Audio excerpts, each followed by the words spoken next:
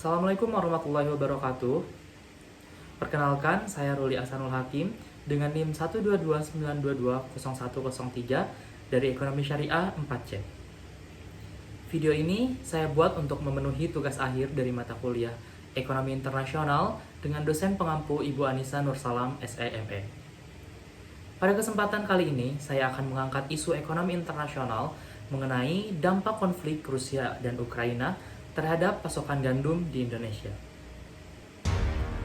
Sejarah hubungan antara Rusia dan Ukraina telah dipenuhi dengan ketegangan, perubahan politik, dan identitas nasional yang kompleks. Dari aneksasi semenanjung Crimea hingga perang di wilayah timur Ukraina. Lalu apa yang menjadi penyebab konflik tersebut? Yang pertama, Rusia dan Ukraina memiliki latar belakang sejarah yang terkait, tetapi juga memiliki perbedaan budaya, bahasa, dan pandangan politik yang signifikan.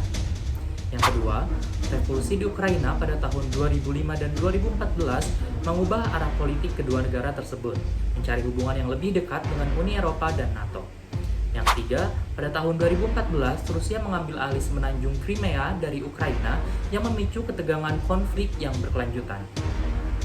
Seperti yang kita ketahui, Rusia dan Ukraina merupakan bagian sentral dalam pasar migas, biji-bijian, pangan, serta kompos dunia. Konflik kedua negara telah menciptakan bencana krisis kemanusiaan dan mengancam stabilitas hubungan geopolitik.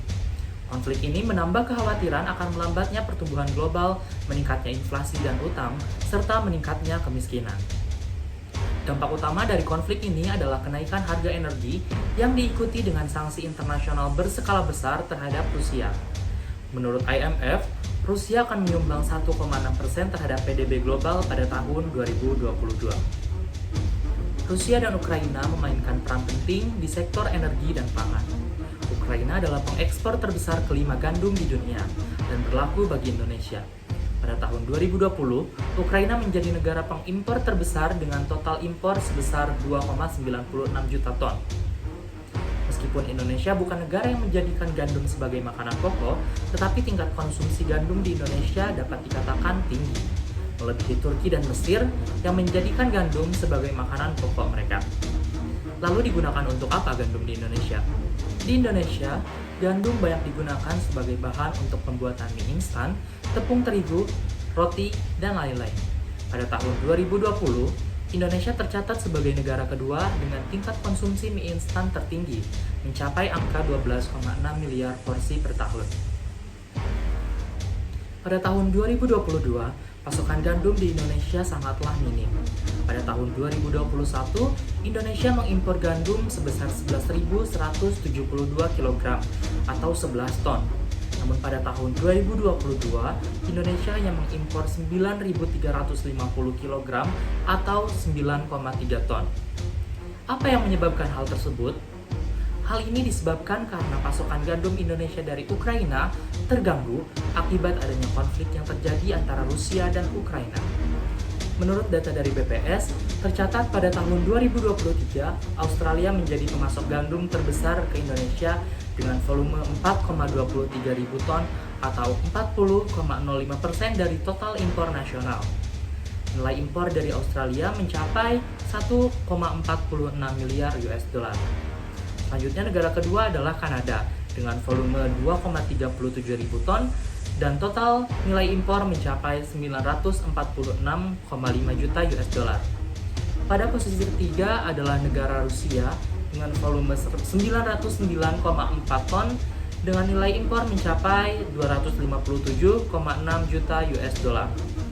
Posisi keempat adalah Bulgaria dengan volume impor 867,9 ton dan total nilai impor mencapai 257,6 juta US dollar.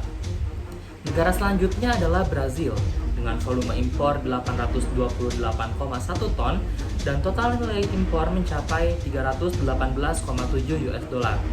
Kemudian negara Ukraina dengan nilai impor 652,4 ton serta total nilai impor 195,3 juta US dollar.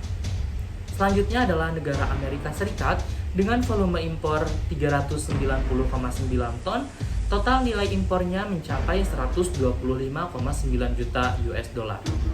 Selanjutnya adalah negara Argentina dengan volume impor 198,8 ton, total nilai impornya mencapai 74,6 juta US dollar.